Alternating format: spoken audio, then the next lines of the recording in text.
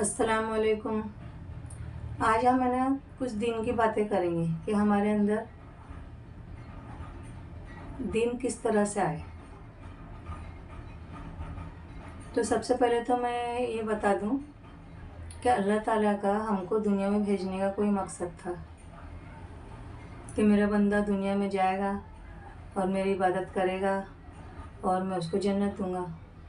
मगर आज हम दुनिया में आके दुनिया में इतने खो गए कि हमें पता ही नहीं कि हमारा मकसद क्या है। अगर हमने ये फ़िक्रें अभी भी नहीं की तो हम बहुत पछतावे में रहेंगे। इसके लिए हमें अपने अंदर फ़िक्रों को लाना है, दीन की फ़िक्रों को लाना है। दुनिया का तो सोचना ही नहीं है कि देखो दुनिया तो जब हम नहीं थे जब भी चल रही थी, हम हैं जब भी चल रही, हम नहीं रहेंगे जब भी चल रही। हमारे बड़े चले गए तो हमें वो क्या दुनिया बंद हो गई? चल रही है ना। तो हमको भी इबरत हासिल करना चाहिए। हमारे बड़े चले गए, कुछ फ़र्क नहीं पड़ा, कल हम भी चले जाएंगे, किसी को कुछ फ़र्क नहीं पड़ेगा। और समझदार वही है जो अपने आखिरत की तैयारी कर ले। दुनिया तो है, कमाना खाना भी है, हर चीज़ है, ये तो चलती ही रहेगी। जब हम दीन पे चलेंगे ना इंशाल्लाह तो हमारी ना दुनिया आखिरत दोनों अल्लाह बना देते हैं। तो हमको जो फ़िक्र करनी है दीन की करनी है, हमारी कब्र की तैयारी करनी है कि हमारी कब्र के घड़े को जन्नत का बाग यहीं रह के बनाना है। अगर ये वक्त ज़ाया हो गया, हाथ से निकल गया तो पछतावे के सिवा कुछ नहीं रहेगा। तो हमारे अंदर दीन की फ़िक्र आ जाए, हमें क्या करना चाहिए? सबसे पहले ना दीन से जुड़ना चाहिए, दीन की बातें सुनना चाहिए, दीन सीखना चाहिए। हर मर्द औरत पर दीन सीखना फ़र्ज़ है। अपने घरों से निकलकर जहाँ जहाँ इज्तिमा होता है, दीन की बातें होती, वहाँ जुड़ें, जाएं, सुने और उस पर अमल करें। तो जब हम निकलेंगे ना दीन के लिए तो हमारा ईमान ताज़ा होता है, वो हमारी रूह की ग़िज़ा है। तो हमें दीन के लिए अपने घर से निकलना है और जमात के साथ जुड़ना है, वहाँ दीन सीखना है और आगे तक पहुँचाना है। ये काम अब हमारा है। सहाबा करके चले गए, हुज़ूर सल्लल्लाहु अलैहि वसल्लम करके चले गए, अब वो अपनी उम्मत को दे गए। उन्होंने अपनी उम्मत के लिए क्या क्या नहीं किया, कितने पत्थर खाए, कितने दिन भूखे रहे, कितना रोए है, और आज उनकी उम्मत हम क्या कर रहे हैं। तो हमको है ना फ़िक्रें लानी है हमारे अंदर। तो फ़िक्रें कैसे आएंगी? दीन से जुड़ेंगे, दीनदार लोगों के पास बैठेंगे, दीन सीखेंगे, तो हमारे अंदर इंशाल्लाह हमारा ईमान ताज़ा होगा, हमारी रूह को ग़िज़ा मिलेगी और हमारे अंदर दीन आएगा।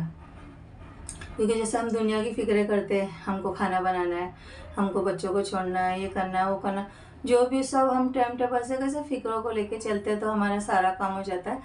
तो हमको दीन की फ़िक्र भी करनी है, क्योंकि है ना दुनिया तो बामुक़द्दर लिखी है, उतनी मिलनी है, हर हाल में मिलनी है। दीन नहीं मिलेगा, दीन के लिए हमको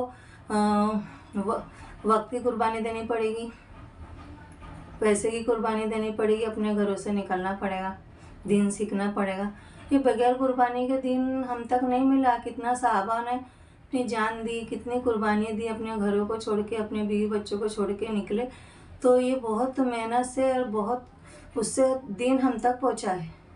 तो अब हम भी फ़िक्र नहीं करेंगे तो कैसे हमारे अंदर दीन आएगा? तो हमको फ़िक्र करनी है, क्योंकि जो वक्त निकल गया उससे तो अल्लाह ताला से माफ़ी मांगनी है हमको, क्योंकि अल्लाह ताला तो रहीम है, 100 साल के गुनाहों को भी माफ़ कर देते हैं इंशाल्लाह। और जो वक्त हमारे पास बचा है उसकी हम तैयारी करेंगे, क्योंकि समझदार वही है जो आखिरत की तैयारी कर ले।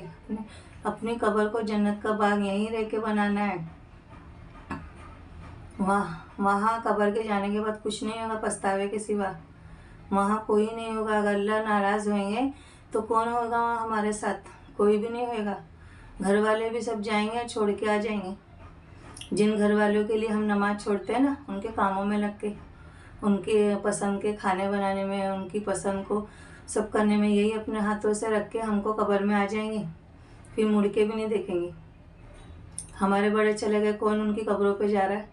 तो हमको सोचना चाहिए कि कल हमारा भी यही हाल होएगा।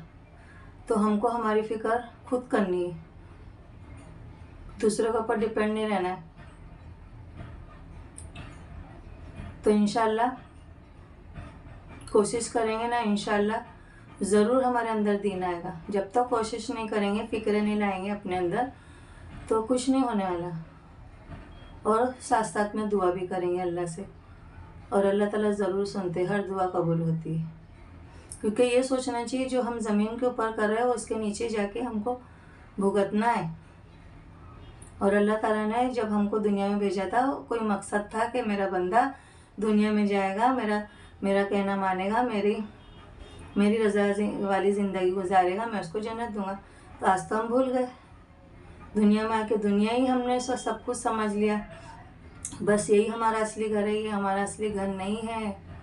इसको हमको छोड़ के जाना है, 60 साल हो या 70 साल हो या 80 या 100, अब तो 40-45 में ही चले जा रहे। तो हमको फ़िक्र लानी है इंशाअल्लाह अपनी आखिरत की। नहीं तो हम अगर अल्लाह को राज़ी करेंगे, अल्लाह को राज़ी करने वाले काम करेंगे, अल्लाह को नाराज़ करने वाले कामों को छोड़ेंगे, तो अल्लाह हमसे राज़ी हो जाए। साथ साथ में दुआ भी करेंगे। आप लोग मेरे लिए भी दुआ करना, मैं आपके लिए करूँगी इंशाअल्लाह। चलो फिर मिलते हैं अगले टॉपिक पे। दुआओं में याद रखना।